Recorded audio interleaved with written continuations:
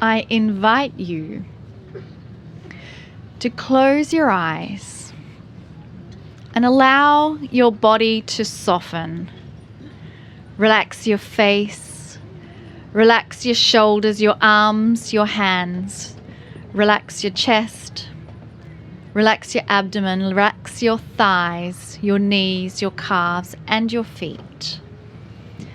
And as you begin to soften and relax, I invite you to contemplate what wise, divine, feminine energy means to you.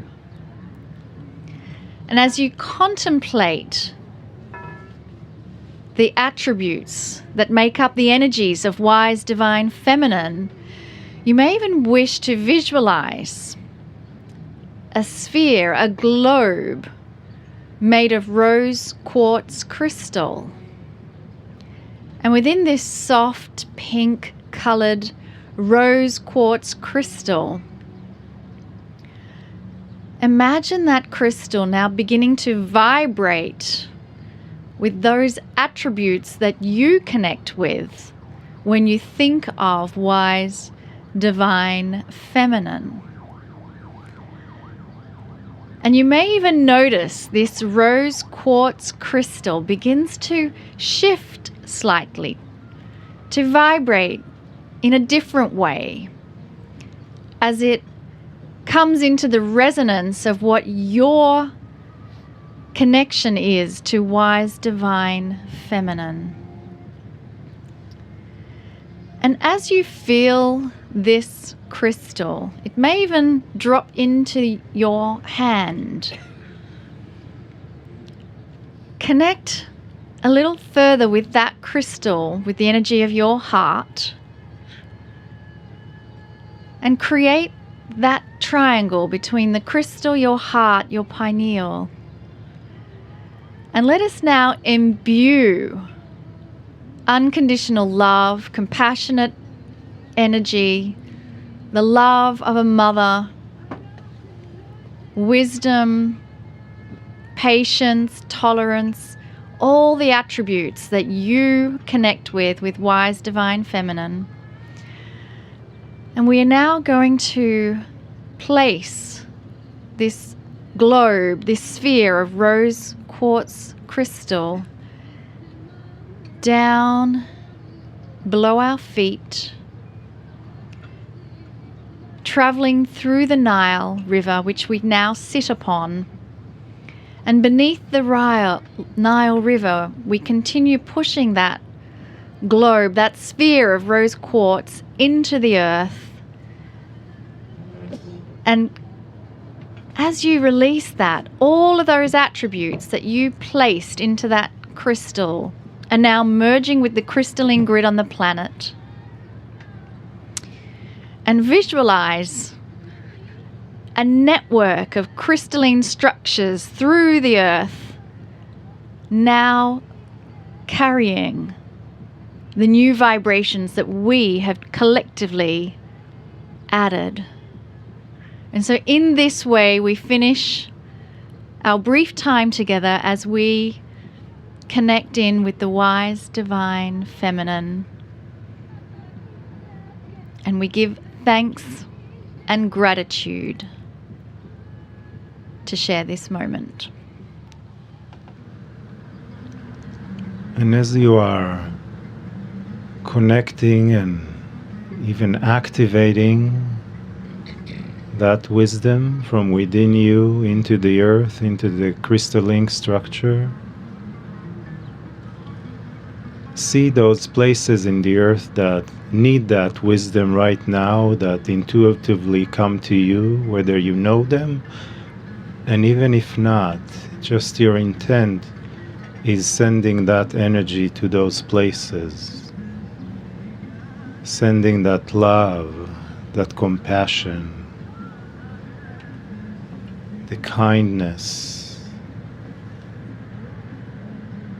the joy that you have in your heart to see places being transformed, being healed, being loved, where some of them have a place of desperation, of loneliness,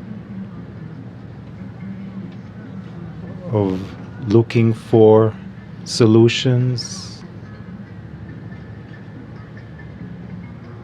Maybe it's the area and it's people there. Maybe it's places you know personally in your life. See those places, those people, those situations being changed and transformed through the power of your love, through the power of wisdom, through the power of God, of divinity, through the power of all that is everywhere. But being human here, it needs our intention, it needs our direction, it needs our love and focus and attention. Otherwise, it just sits there. You are activating and moving energy by your consciousness alone. So again, allow yourself to feel and love even more. Allow yourself to feel the power that is within you even more. As one group, as oneness, as wholeness, as holiness. Breathe and connect even more, even more. Greetings, dear ones. I am Kryon of Magnetic Service.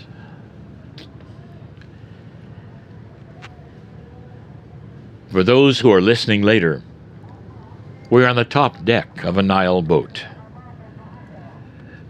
with boats passing by, music playing, the sun going down, the chill of the air is starting,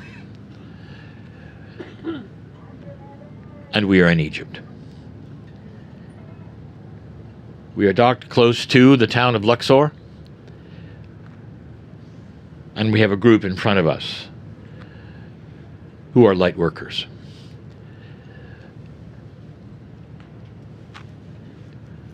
There is something my partner has described as consensus reality.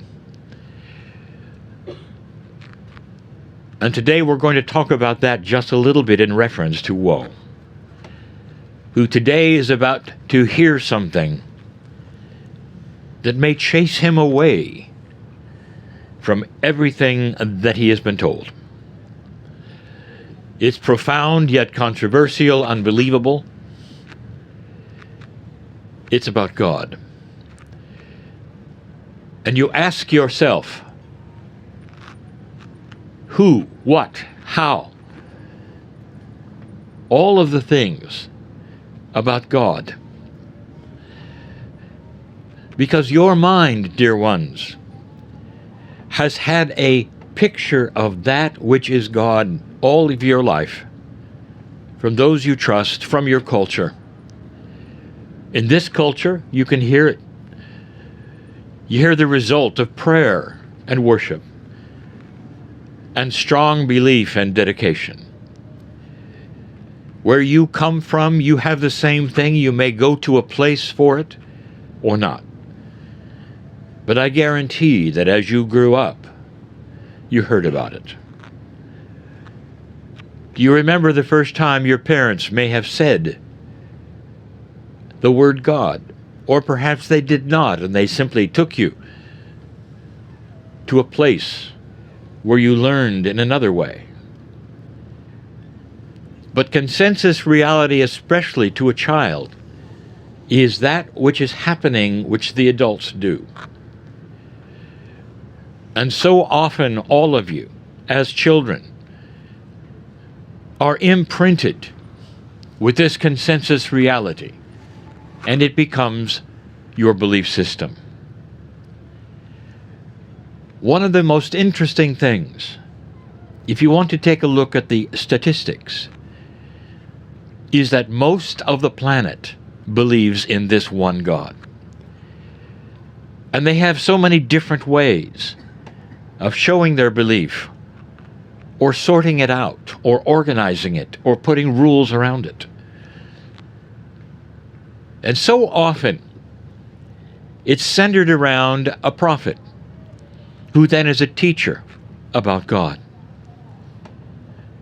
But consensus reality doesn't let you really see what God is, because you're limited to what you were told, or who you have to go through to get to God, or the rules around it.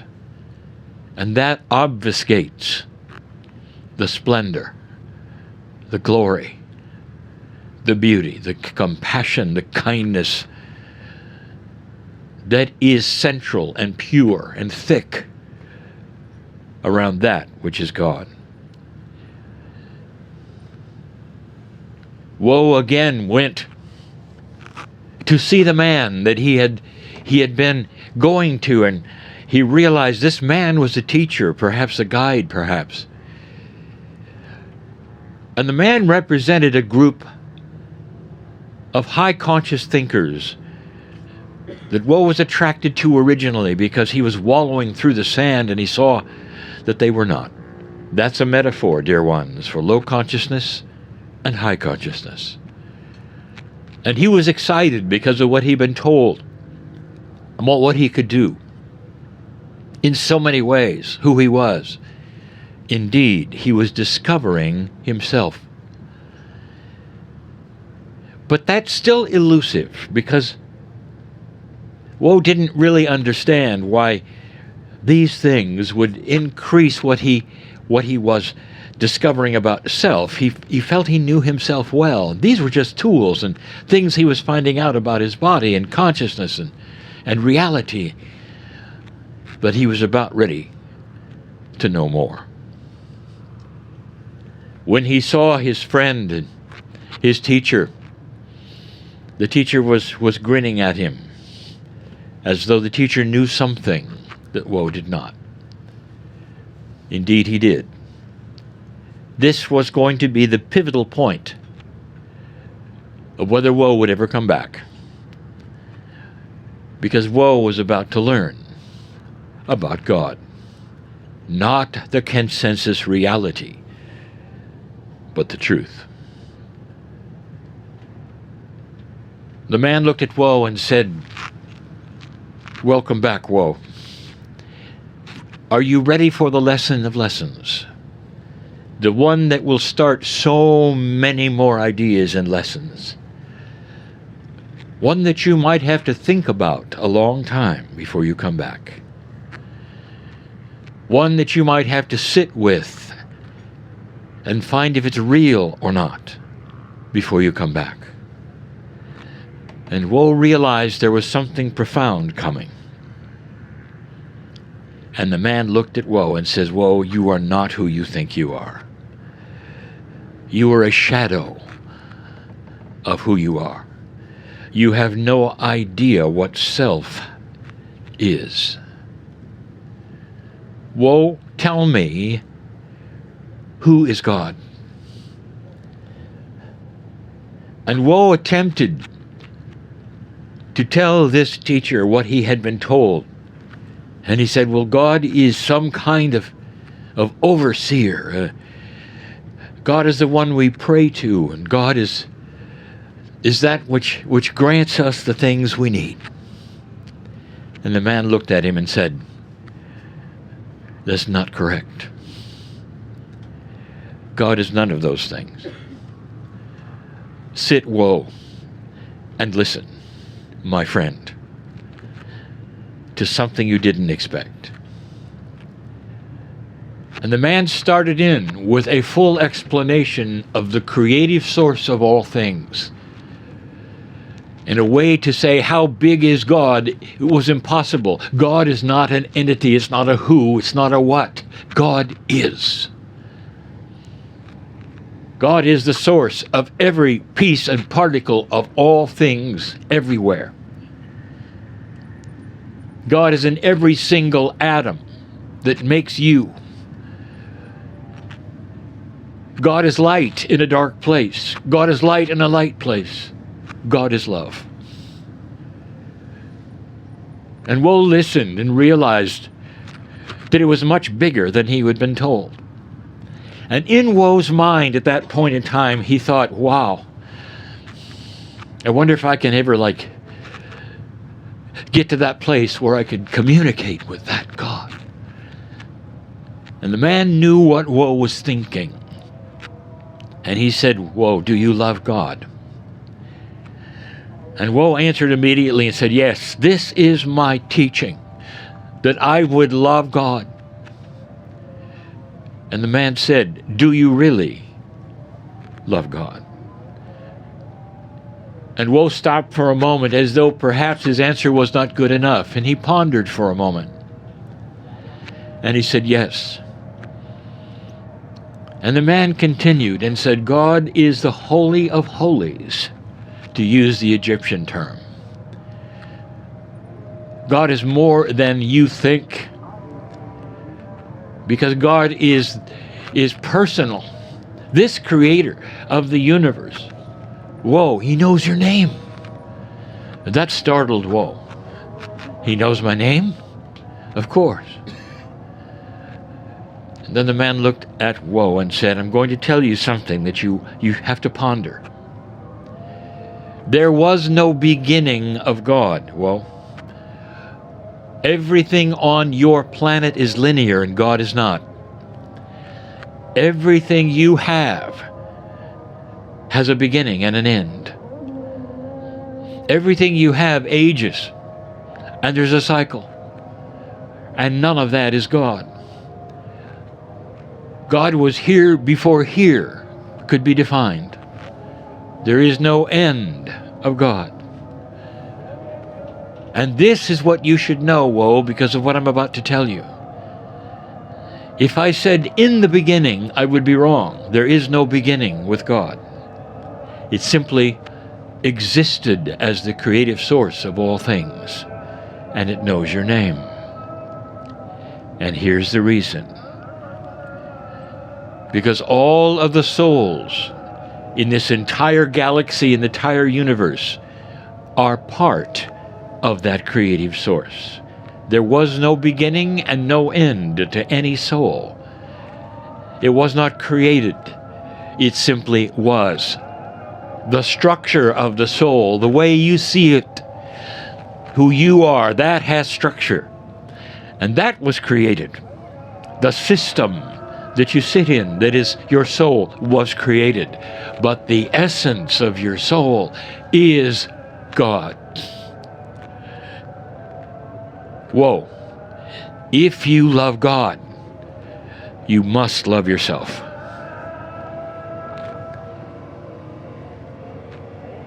That startled Woe, because loving yourself is an egotistical thing. It's not something you're supposed to do, and that's what his religious leader told him. Woe, watch yourself so that you don't be conceited or full of yourself. And here is this wise man saying, love yourself as much as you love God. And Woe said, I want more explanation. And the man said, yes, you do. Woe, loving yourself is not something that you would consider an emotion or an ego trip, as they say. It's loving the essence of the image of God in you. Loving it so much that you start to emulate it as best you can. Because your soul never had a beginning or an end. And you sit in your soul. And I'm going to tell you more about the system of your soul, Woe, if you come back. And Woe said, dear man, whose name I never even ask, Do you mean I am God? And the man looked at him and said, in a sense, you are a piece of the Creator walking on the earth in human form with free choice to find this truth or not. And if you choose to find it, there is so much more to tell you. Loving yourself is the first step to accomplishing everything else I have given you that you can do. Go from this place, woe, and ponder this truth. And woe looked at the man and said, this is profound. I must think. I must think. It goes against everything I was taught. Sir, what is your name? Woe asked. I've never asked that. And he looked at Woe and said, you can call me today Yusha. Woe was confused. A name is a name. Why would I call him that today? And the man got up and left. Yusha. Woe left more confused than he had arrived. He had a lot to think about. He was about to step into something that was grand, but in the process, he might lose friends and family if he told them what he knew. Where are you in all of this, dear ones, today? Are you on the brink of knowing that God is bigger than you were ever told? I hope so. Because everything you think, as grand as it is, will only be a portion of the truth. You might hear the prayer towers around me as they worship, as they call to prayer in this land. God is so big, dear ones, so big. The invitation is out to ponder this for yourself.